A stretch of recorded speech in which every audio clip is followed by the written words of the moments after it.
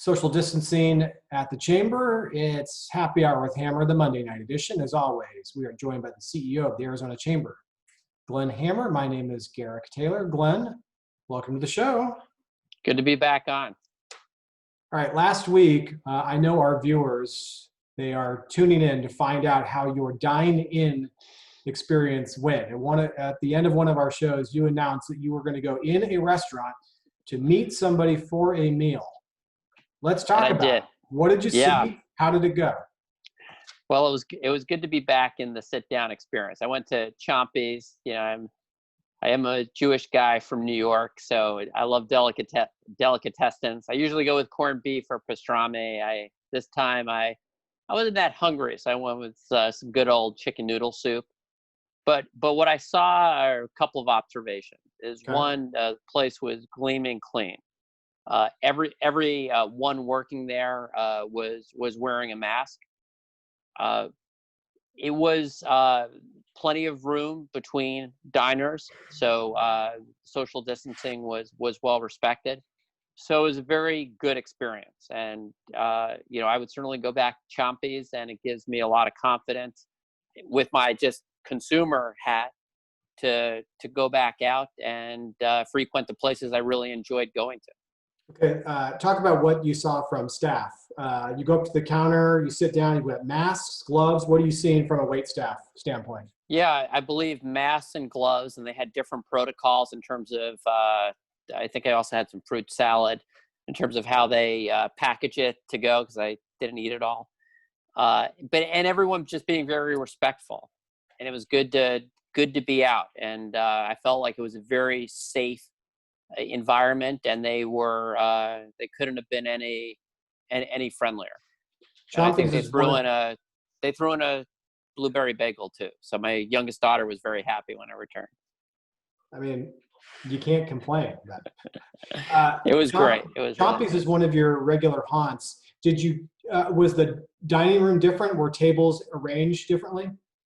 There was more space between customers. I can't tell how much it was arranged differently, as opposed to them just consciously not putting people on top of each other. But I'll just say I felt very, very comfortable in that experience. I mean, I was able to just enjoy the meal, enjoy the company without worrying about anything else. So I think that's sort of what you want in that type of experience. So for viewers who are wondering, why the heck are these guys droning on and on about Glenn's bagel experience? It's because you've talked a lot about the consumer confidence being critically important to the recovery of this economy. So you sort of made yourself a guinea pig in one of these normal experiences that is a little different today. Yeah, when we're talking about things, Garrick, I want to talk about it from experience. And, I am someone that has taken it very, very seriously in terms of the social, physical distancing. And, we at the Chamber, we've operated remotely since the pandemic hit, and will continue to do so to take some of the stress off the system. But I wanted to see for myself. And it gets to the point where I'm very proud, extremely proud of the business community in the state of Arizona. Business community, they care about their employees. They care about their customers. They're setting protocols that are very useful, not just in the workplace, but outside of it. And, I truly believe we're part of the solution here, because the economy is opening up all over the country and all over the world. I don't see us going backwards.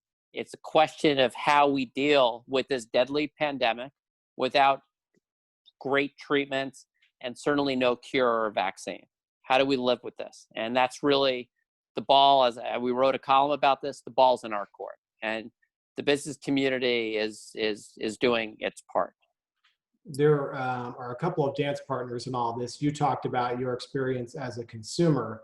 I was visiting with a board member today, and this person was saying that his particular division, they will probably be the last to go back. I know you've discussed with other board members that in their particular jobs, their return to the workplace as we knew it will be very slow, and in some cases on a volunteer basis to begin with, before any mandates are put on employees. I think, Glenn, we're hearing more and more of that. These are employers who very sensitive to the needs of their workers, and they're not going to take any chances. Yeah, and we're all, one of the positive things is I'm 100% convinced we're all going to work more efficiently and effectively coming out of this. Everyone who's watching this realizes they had a lot of unnecessary trips in there. I'm never going to go into the office, as much as I enjoy seeing you and the water cooler type talk. Mm-hmm. I think all of our trips are going to have more purpose to them. And, again, I believe businesses have been leading on this, and they're also listening to their employees. So some employees will want more of that workplace experience, and there's going to be time where we're all going to want to get together. But while we're putting this all together, if you don't need to go into the office, if it doesn't add value, or if anything takes minutes that you could be spending on a Zoom call or in a meeting or at a restaurant or a coffee place meeting with someone, right, why make the extra trips? Yeah, I will share with you an anecdote, and I won't use names to protect the innocent, but very much like you were saying, is that this employer had surveyed their workforce just to get a sense of where the comfort level was first, and there were some who wanted to go back, and they decided in some number of weeks we will allow, it's interesting, we'll allow people to come back, but it was on a purely voluntary basis. In other words, no game plan. If you would like to come back, we will welcome you back, but there's no pressure to do so. It's the return for this particular employer, and I think it speaks for a lot of employers, will be methodical and responsible. And it's going to have some positive effects on traffic flows. I don't believe we're ever going to see the same sort of thing in terms of rush hours, because if you don't have to go in at 8 or 9, why? Again, you're not going to get any rewards by being in when you don't need to be in. Yeah. So it's good, right. If you have the traffic pattern shift, it's like, with electricity, you don't want all the load coming during the hottest part of the day or the part of the day where most people are returning home. Yeah. You try to spread it out. So, again, incredible tragedy in the United States and Arizona and across the world. But as we adjust, there's going to be certain things that come out of this that I believe are going to make us more efficient and effective and more work friendly, more family friendly. So, and I think anytime you have a bad situation, you have to try to figure out some ways to try to get some good to come out of it. And we're all trying to be responsible partners in this. One of the things that we don't want to do, Glenn, is put too much pressure on the healthcare system. In fact, that's why we are doing what we're doing. Thankfully, the system in Arizona has the capacity at this moment, but we don't want to push the limit. You and I, everybody watching this, has seen plenty of examples, whether in this country or from around the world, systems that couldn't handle that. So we all want to do our part to, it's cliche now, bend the curve. Well, there's been a lot of progress on testing. There's a lot of progress on contact tracing. There's a lot of progress on who we're testing. So, there's a lot more of an emphasis today than there was at the beginning, just because we didn't have this body of knowledge when it comes to assisted living type homes. So to me, the most important things right now, as we continue to open the economy and see more activity, is we need to make sure the testing continues, the contact tracing. I'll say at Maricopa County, we've talked about that with Supervisor Bill Gates, is a national model for the work that they're doing. And, we've got to be smart as employers. We've got to be smart as citizens. And, I did a nice little social media post. I have a very stylish Arizona mask that a chamber team member, Allison Gilbreth's mom, Liz Grigg, has made, that a lot of our legislators have now and are members of the delegation. And when I'm out and about, and I don't want to just wear a mask. I want to also look stylish.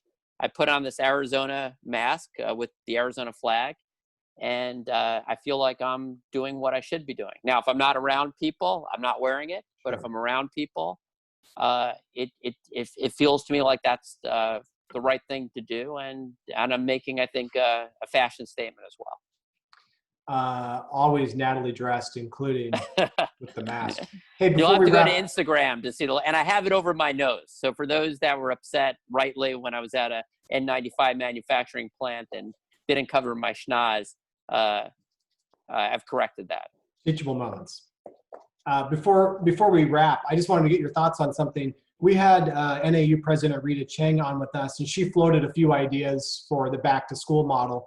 The school announcing a couple days ago that something that the President Chang had floated on our show is going back earlier and wrapping up the semester sooner. It looks like they're going to go ahead and do that. They're going to try to get these kids off campus by Thanksgiving. Makes sense, Glenn? Makes a lot of sense. And, for our K through 12 system that's going to come back, we're very lucky that Governor Ducey and Superintendent Hoffman have been working very closely so the kids can return to school safely.